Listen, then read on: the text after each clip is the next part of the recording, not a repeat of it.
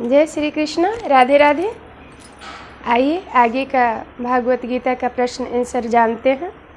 भगवान कृष्ण कन्हैया और राधा रानी का चरण में थोड़ा सा प्रणाम करके आगे बढ़ते हैं।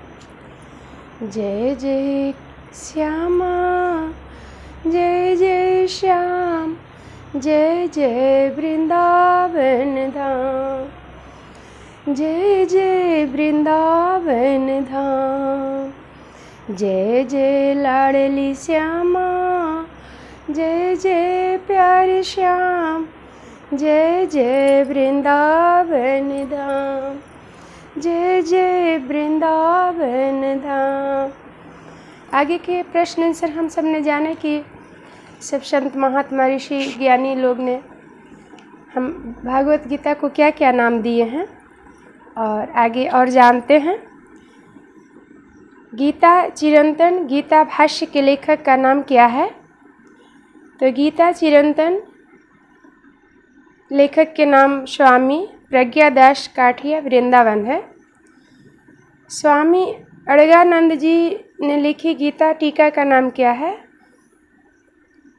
यथार्थ गीता। संत ज्ञानेश्वर महाराज ने की गीता टीका का नाम क्या है?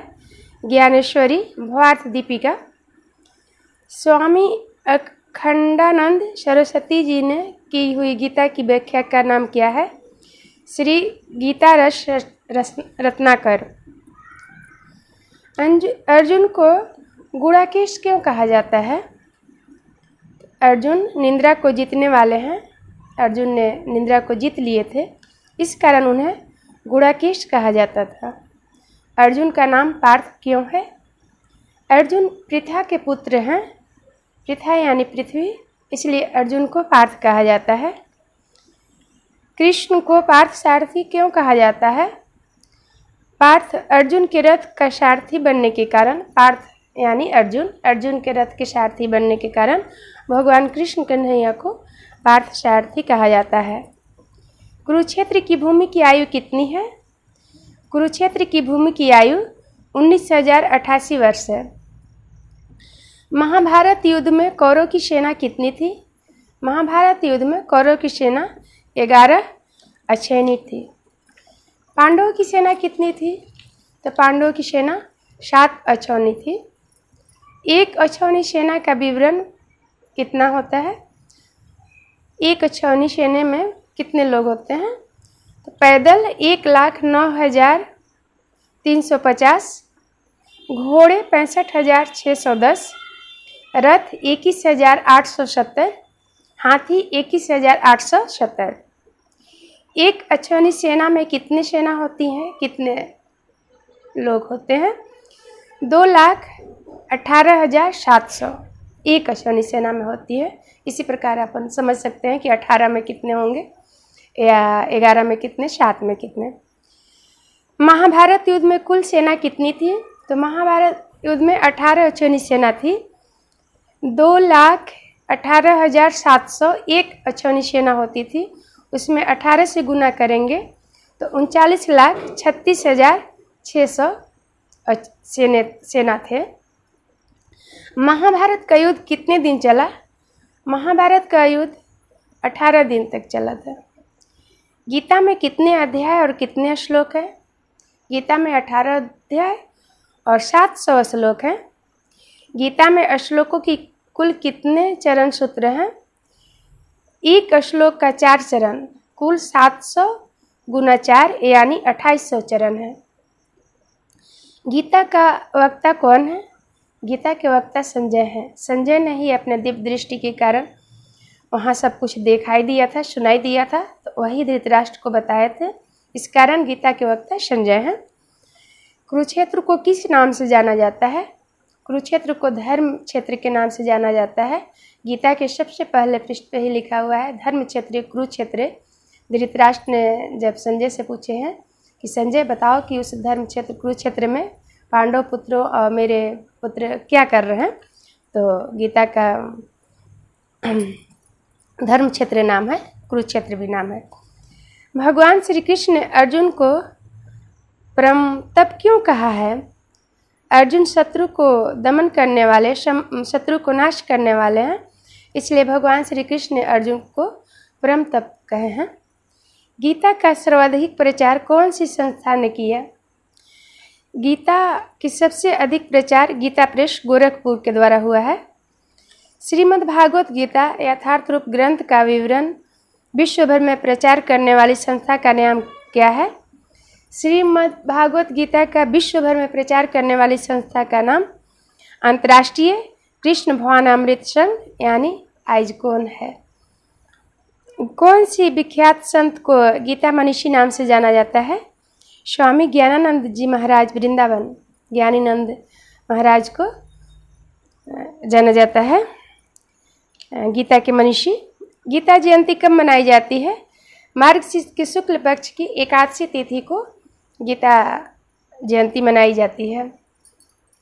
बहुत से लोगों का कुछ लोगों का प्रश्न आया है मेरे पास कि आपने यूट्यूब पे भागवत गीता प्रश्न आंसर क्यों अपलोड कर रहे हैं? बहुत लोग तो गाना करते हैं, डांस करते हैं और अपने पसंद के चीज़ें करते हैं। तो आइए मैं बताती हूँ कि मैं भागवत गीता प्रश्न आंसर का चुनाव क्यों करी हूँ। मैं केबीसी देखा करती थी, तो केबीसी में अमिता जी जब प्रश्न पूछा करते थे, बहुत पढ़े लिखे ऑफिसर ग्रेड के और ज्ञानी लोग बहुत से अध्ययन करके, मेहनत करके, तैयारी करके सभी लोग उसमें आया करते थे। तो सारे आंसर तो आसानी से सब लोग दे दिया करते थे और कुछ लोग धर्म से, संस्था, अपनी संस्कृति से, भागवत गीता से या अपने धार्मिक ग्रंथ से जब प्रश्न पूछा जाता था तो बहुत लोग आंसर आसानी से दे देते थे, लेकिन बहुत लोग थोड़ा वहाँ पे उन्हें कठिन लगता था और कुछ लोग नहीं भी दे पाते थे। प्रश्न होता था कि अर्जुन का नाम दूसरा क्या है, या पार्थ कौन है, भगवान कृष्ण का शंख का नाम क्या है, प्रद्युम्न किसके पुत्र हैं। इस तरह के आसान प्रश्न हुआ करते थे। लव कुश किसके पुत्र हैं, और बहुत ज़्यादा नहीं था, लेकिन कुछ लोग को कठिन वहाँ पे होता था।